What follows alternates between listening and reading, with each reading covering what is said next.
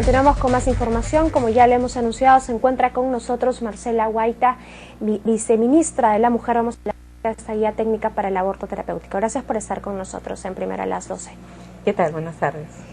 Viceministra, ¿se está desinformando un poco a la población con ese tema del aborto terapéutico? Hay que hacer algunas especificaciones para que la gente entienda que esto solamente se utiliza en casos de extrema gravedad. Efectivamente, la guía que se ha aprobado es una guía que regula un solo supuesto, que es el único despenalizado en nuestro marco normativo, que es la situación de aborto terapéutico.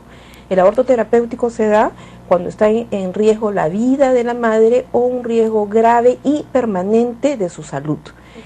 Solamente en esos supuestos es que está permitido el aborto, y en el país existían 15 hospitales que ya lo habían protocolizado.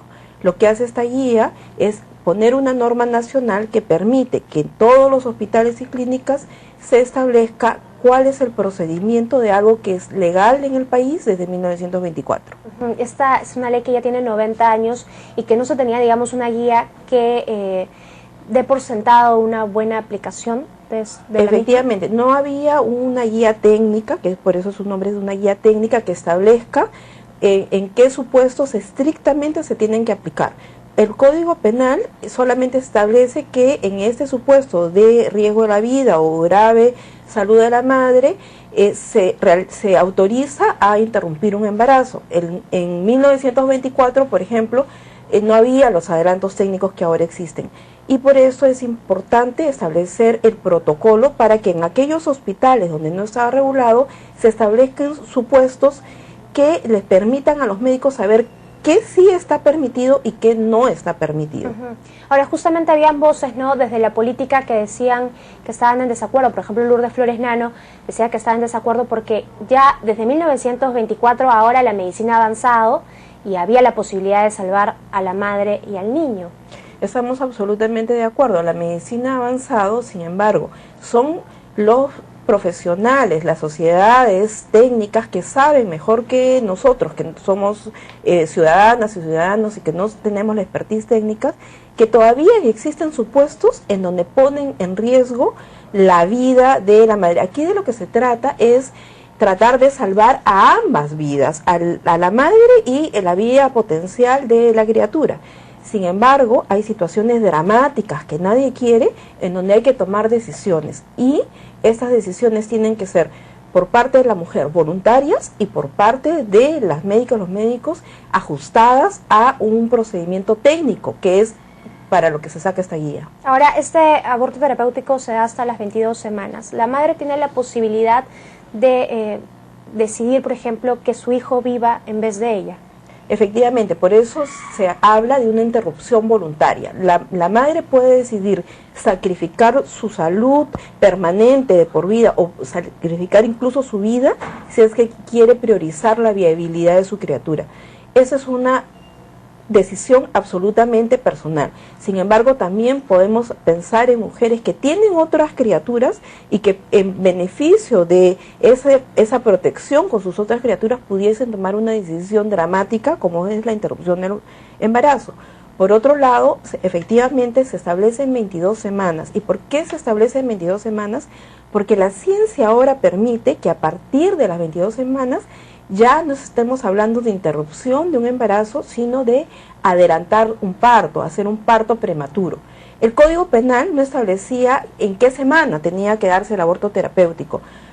Ahora se ha restringido. Solamente podemos hablar de una situación de interrupción de embarazo hasta las 22 semanas, porque a partir de las 22 semanas ya la criatura, con los adelantos técnicos, es viable fuera del útero materno, y entonces ya no tenemos que interrumpir el embarazo. Lo que tenemos que hacer es adelantar el parto.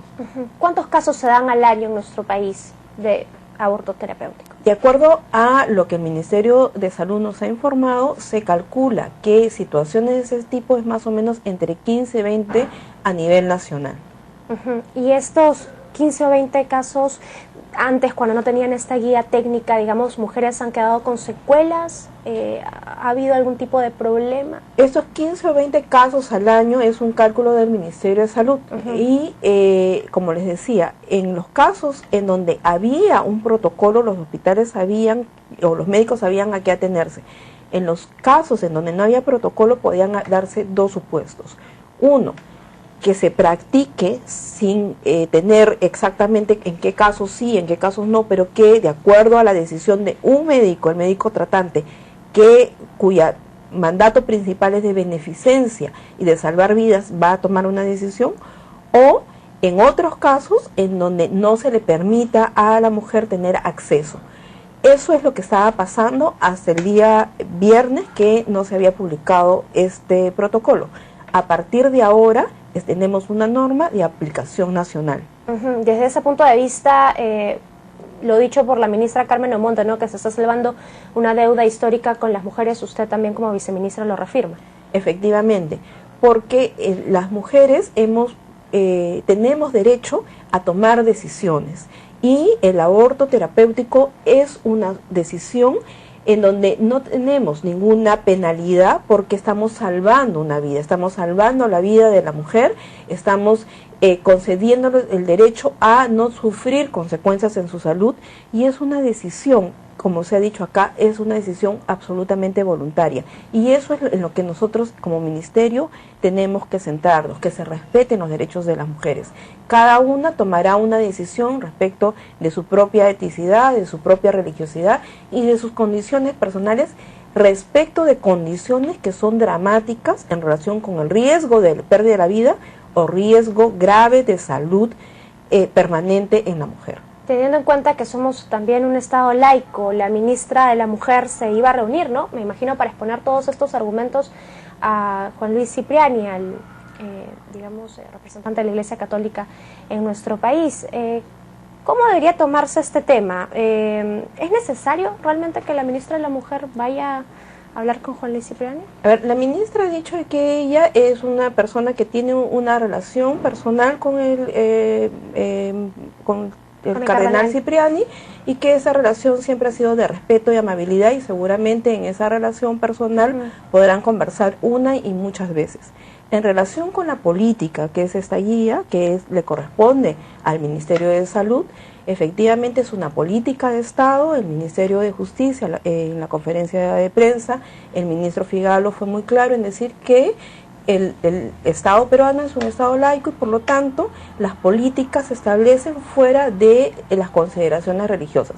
Las consideraciones religiosas son personales, son privadas, y en eso el Estado no le corresponde tener ninguna opinión. Ajá, y la madre, dentro de estas opiniones que tenga ella misma, ¿no?, de esta religión que tenga, va a poder decidir ahora, tiene la libertad de tomar esta decisión de seguir el aborto terapéutico. Básicamente, ¿no?, es una decisión personal que tiene que ver con sus condiciones personales y con su propia ética y sus propias creencias. Nosotros lo que queremos es que se respete la decisión de la mujer en estas circunstancias de un riesgo grave y permanente a su salud, un riesgo de vida. Ahora, este debate de la guía técnica se ha debatido en otros países. ¿Cómo está Perú en cuanto a cuidar los derechos de las mujeres en relación a otros países?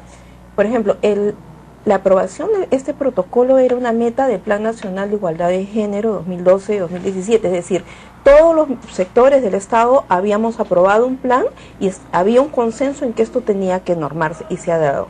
En ese sentido venimos avanzando sostenidamente en la conquista de derechos o su regulación, tanto en lo que son derechos sociales como políticos, y ahora estamos entrando fuertemente a lo que es el respeto de sus derechos económicos. Estamos hablando de que las mujeres no solamente deben tener autonomía para su vocería política, autonomía respecto de no sufrir violencia, sino también una autonomía económica, porque el país está creciendo y necesitamos que las mujeres puedan tener posibilidades en la dinámica